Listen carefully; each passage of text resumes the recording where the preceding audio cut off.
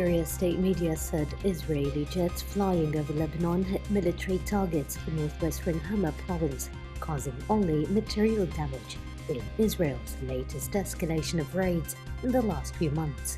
Earlier state media said Syrian army air defenses thwarted an unidentified missile attack on a city in northwestern Hama province. The news flash on state television said the missiles hit the outskirts of Nisyaf city. Israel has in the last 2 months stepped up its strikes on suspected Iranian targets inside of Syria.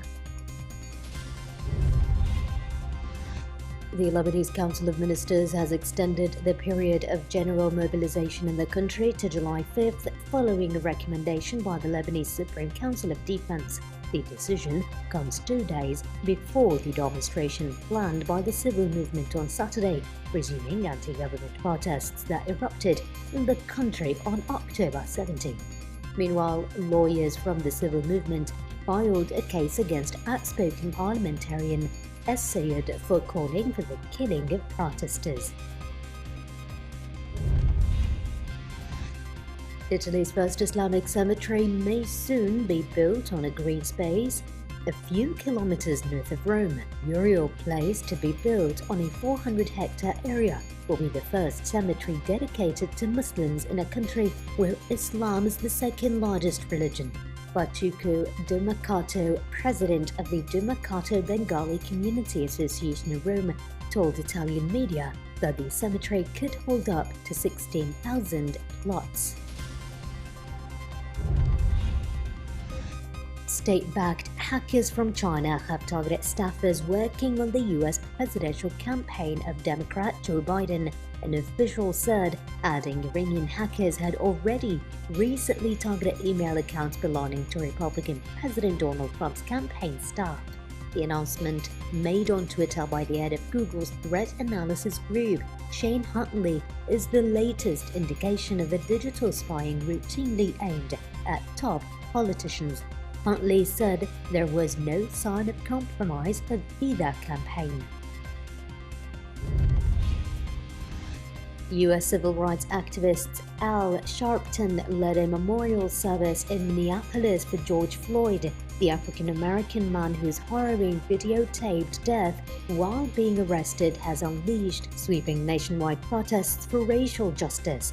3 of the 4 Minneapolis police officers who arrested Floyd on May 25th for allegedly passing a counterfeit bill were to make their first court appearance, meanwhile to face charges of aiding his murder. The 4th policeman, Derek Chauvin, who was filmed kneeling on Floyd's neck for nearly 9 minutes as he said, "I cannot breathe," has been charged with second-degree murder and appeared before a judge last week. Transport Secretary Grant Shapps said face coverings will be compulsory for passengers on buses, trains, aircraft and ferries in England from June 15th. As of Monday, 15th of June, face coverings will become mandatory on public transport, he told the daily COVID-19 news conference. That does not mean surgical masks, which we must keep for clinical settings. It means the kind of face covering you can easily make at home. The evidence suggests that wearing face coverings offers some, albeit limited, protection against the spread of the virus. The Kuwaiti government said it wants to cut the migrant proportion of its population from 70 to 30% to address what it called a population discrepancy. State media quoted the country's prime minister saying that the state of Kuwait was facing a big challenge in its population structure and that it shall start relying on its citizens to replace foreign workers. His Highness Sheikh Sabah Khalid Al-Hamad Al-Sabah, the prime minister, said out of 4.8 million inhabitants, some 3.3 million are foreign nationals and 1.45 million are Kuwaitis. Kuwait is preparing for spending cuts as it seeks to counter the impact of the coronavirus pandemic on its economy. His Highness Sheikh Sabah Khalid Al-Hamad Al-Sabah, the Prime Minister, underlining the need for austerity measures in order to overcome the current economic conditions facing the country. called on all authorities to cooperate with the government's move and face this difficult phase with the least damage possible. The Kuwaiti Premier made the remarks while chairing a virtual cabinet meeting to discuss measures to address the effects of coronavirus.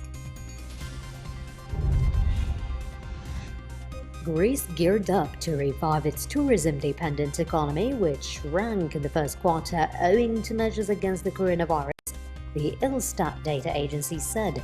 Prime Minister Kyriakos Mitsotakis is to headline an event later in the day to unveil a national tourism campaign for the virus-shortened season. He has already warned the country that the economy would fall into a deep recession this year before rebounding in 2021. The boss of British Airways said its parent company IAG was burning through $223 million a week and could not guarantee its survival, prompting him to urge unions to engage over 12,000 job cuts. British Airways came under heavy attack from lawmakers in Parliament on Wednesday, who accused it of taking advantage of a government scheme to protect jobs, while at the same time announcing plans to cut its workforce by 28%. Planes were grounded in March due to coronavirus restrictions, forcing many airlines to cut thousands of staff as they struggle without revenues. Airlines serving Britain now face an additional threat from a 14-day quarantine rule. South Korean prosecutors have requested an arrest warrant against Samsung Group hire J.Y. Lee, they said on Thursday, in the investigation of a controversial 2015 merger and alleged accounting fraud in a suspected bid to aid his succession plans. The move spells fresh trouble for Lee, who, if arrested, faces a return to jail just little over 2 years after being released from detention in February of 2018.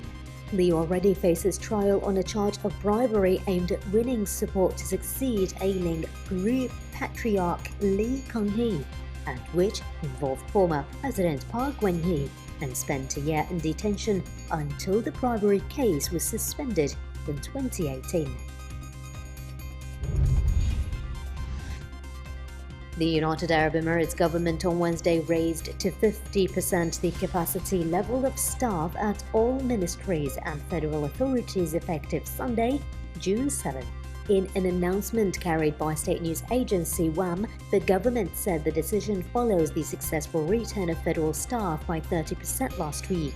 The move is part of the efforts to restore normalcy of government work and the gradual return of employees and services. Mourners at George Floyd's memorial service are standing for 8 minutes 46 seconds, a span that has become a potent symbol of police brutality. The Rev.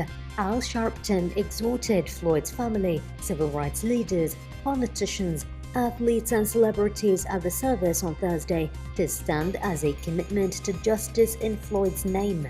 Gwen Carr, the mother of Eric Garner, who died in police custody in New York City in 2014, stood on stage with Sharpton and comedian Tiffany Haddish.